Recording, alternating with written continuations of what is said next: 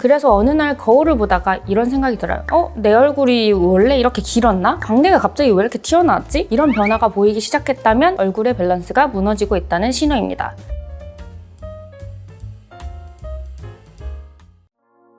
여러분, 이영애 씨와 이병헌 씨의 공통점이 뭐라고 생각하세요? 저는 나이가 들수록 깊어지는 매력이라고 생각하는데요. 물론 젊었을 때도 특유의 생기로움이 매력을 더해주기는 했습니다. 하지만 나이 들수록 느껴지는 특유의 분위기가 매력의 깊이를 더해주는데요. 꼭 이영애 씨, 이병헌 씨가 아니더라도 여러분 주변에 나이 들수록 매력이 깊어지는 분들이 계실 거예요. 무엇이 이런 차이를 만들까요? 저는 그 답이 외모와 체형 그리고 마인드에 있다고 생각합니다. 오늘 영상 끝까지 보시면 어떻게 나이 들어도 더 멋있어질 수 있는지 그 비밀을 아실 수 있으실 겁니다. 그럼 바로 가볼까요?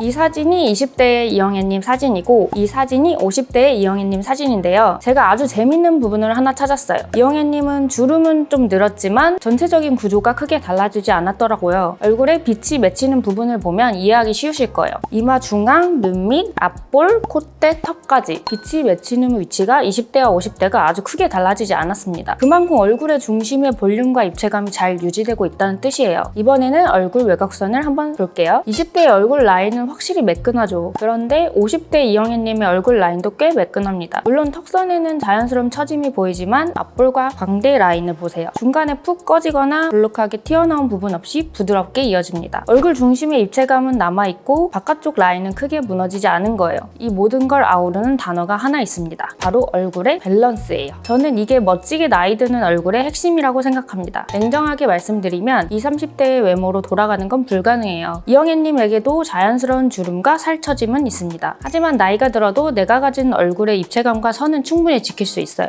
원장님, 얼굴의 밸런스는 왜 차이가 나는 건가요? 우리 얼굴에 얼굴이 무너지지 않도록 도와주는 지지대가 있어요. 뼈, 지방, 피부 이 세 가지로 나뉩니다. 지금부터 하나씩 짚어드릴게요. 먼저 얼굴 뼈를 볼게요. 많은 분들이 나이가 들면 피부만 처진다고 생각하시는데요. 사실 얼굴 뼈가 가장 크게 변해요. 실제로 나이대별로 얼굴 뼈를 분석한 연구가 있어요. 나이가 들수록 눈구멍의 테두리가 점점 넓어지고요. 70대쯤 되면 눈에 띄게 커진다는 관찰도 있었습니다. 물론 눈구멍의 뼈만 줄어드는 게 아닙니다. 광대뼈도 줄어들고 턱뼈도 줄어들어요. 결국 뼈에 받치고 있던 지방과 근육이 함께 내려앉을 수밖에 없습니다. 그래서 눈밑이 깊어 보이고 팔자가 짙어지고 턱선이 흐릿해지는 거예요. 두 번째는 지방입니다. 얼굴 지방은 전부 똑같이 빠지는 게 아닙니다. 반자, 눈밑, 앞볼처럼 있어야 할 볼륨이 줄어드는데 남은 볼살만 보기 밉게 아래로 축 처집니다. 결국 얼굴 위쪽은 푹 꺼지고 아래쪽은 확 무거워지는 건데요. 살이 찐 것도 아닌데 얼굴이 넓어 보이고 팔자와 입가가 처져 보이는 이유입니다. 세 번째는 피부예요. 콜라겐과 탄력이 줄어들면 얼굴이 예전처럼 팽팽해질 수 없습니다. 특히 40, 50대부터는 갱년기로 인해 호르몬이 변하죠. 그때 피부가 갑자기 얇아지고 쭈글쭈글해집니다. 결국 뼈는 움푹 파이고 지방은 빠지고 피부는 그걸 잡아주지 못하는 거예요. 그래서 어느 날 거울을 보다가 이런 생각이 들어요. 내 얼굴이 원래 이렇게 길었나? 광대가 갑자기 왜 이렇게 튀어나왔지? 이런 변화가 보이기 시작했다면 얼굴의 밸런스가 무너지고 있다는 신호입니다. 그런데 이게 안 좋은 소식만은 아닙니다. 무너지는 이유가 있다면 멋지게 늙는 방법도 결국 있다는 뜻이거든요.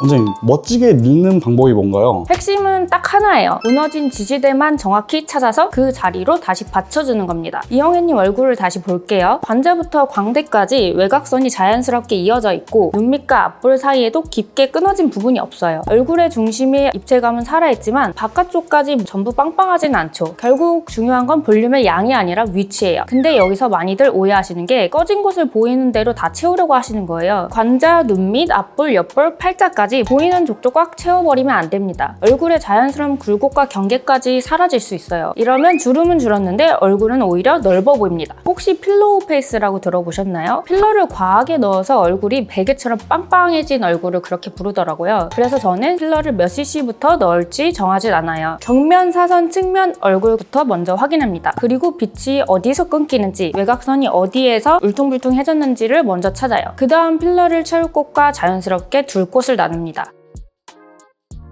그러면 필러를 대체로 어느 부위에 시술을 많이 하시나요? 제일 많이 하는 부위는 세 군데가 있는데요. 첫 번째로 이제 관자놀이입니다. 관자가 깊게 꺼진 분들은 상대적으로 광대가 좀 튀어나와 보여요. 그러면 얼굴이 각지고 말라 보입니다. 더 나이 들어 보이고 자칫 예민한 인상으로 변할 수 있어요. 그렇다고 관자를 꽉 채우라는 건 아닙니다. 이영애님 사진도 보면 관자가 적당하게 파여 있어요. 마찬가지로 자연스럽게 이어지는 정도로만 시술해야 합니다. 특히 관자는 필러 맞은 티가 잘 안 나기 때문에 조용히 예뻐지게 제일 좋은 곳입니다. 두 번째로 앞볼입니다. 이 부위에 볼륨이 줄어들면 사람이 피곤하고 초라해 보입니다. 이영애님도 앞볼만큼은 볼륨이 도톰하게 올라와 있어요. 이러면 얼굴에 생기가 돌고 젊어 보일 수 있습니다. 다만 앞볼을 사과처럼 동그랗게 만드는 분들이 계세요. 그런데 중년의 얼굴은 어디 하나 과하게 했다간 시술한 티가 많이 납니다. 멋지게 늙고 싶다면 빵빵한 얼굴을 만들면 안 됩니다. 최대한 자연스럽고 고급진 얼굴을 만들어야 해요. 세 번째는 눈밑입니다. 이영애님도 앞볼과 자연스럽게 이어지는 눈밑이 도톰한 편입니다. 대신 눈밑은 변화가 큰 만큼 조심스럽게 접근해야 해요. 특히 눈밑 전체를 빵빵하게 채우면 큰일 납니다. 눈밑과 앞볼 사이에 깊게 끊어진 그림자를 연결하는 게 가장 중요해요. 결국 중년 필러는 많이 넣는 게 중요한 시술이 아닙니다. 내 얼굴에서 가장 먼저 무너진 부분을 찾아 가장 영향이 큰 곳만 자연스럽게 복원하는 시술이에요. 이 구분 없이 원하는 부위에만 필러를 넣으면 돈은 쓰고도 만족하지 못할 수 있습니다.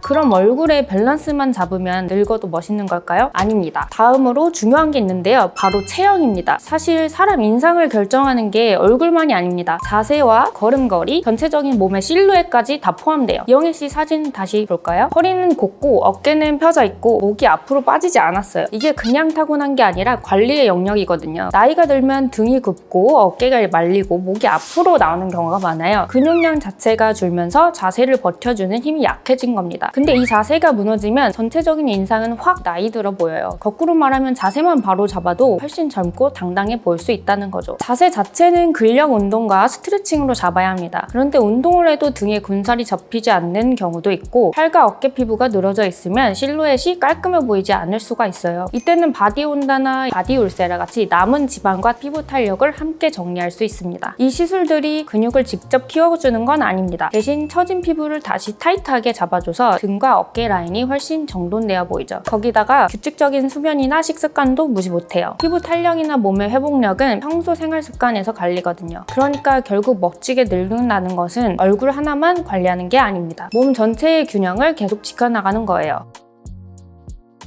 원장님, 그럼 외모랑 체형 이 두 가지만 관리하면 멋있게 늙을 수 있는 건가요? 아니요. 저는 여기에 하나 더 있다고 생각해요. 그게 바로 마인드예요. 이영애님이 멋진 이유도 단순히 예쁘고 자세가 좋아서만은 아니잖아요. 애티튜드와 자존감이 같이 느껴지기 때문이라고 생각해요. 20, 30대까지는 그 자체로도 예쁘고 화장을 많이 안 해도 괜찮습니다. 그런데 40대부터는 얘기가 좀 달라져요. 한번 늙었다는 걸 인지하게 되면 거울을 볼 때마다 달라지는 부분만 보입니다. 자꾸 스스로 초라해졌다는 생각까지 들 수 있어요. 저도 가끔은 늙는 게 두려울 때도 있습니다. 그런데 그럴 때마다 되새기는 말이 있습니다. 나는 늙어가는 게 아니라 선명해지는 것이다. 주름이 짙어지는 만큼 사람의 생각과 삶의 방식도 선명해진다는 의미겠죠. 저도 예전엔 힘든 일 생기면 많이 울고 흔들렸던 것 같아요. 그런데 지금은 어떤 삶을 살아가야 하는지 조금씩 알게 되면서 많이 단단해졌습니다. 어쩌면 그게 우리가 두려워하고 늙는다는 것이 가진 힘일 수도 있어요. 그러니까 당당하게 살아가세요. 늙었다는 말에 상처받지 말고 마음까지 단단하게 가꿔야 합니다. 결국 멋지게 늙는다는 건 얼굴의 밸런스, 몸의 자세, 그리고 단단한 마음, 이 세 가지가 같이 갈 때 완성되는 거예요. 그럼 오늘 내용이 좋았다면 구독 눌러주시고 앞으로도 여러분이 자신감 가질 수 있도록 도와드릴게요. 지금까지 필러는 희지의 송희지 원장이었습니다. 감사합니다.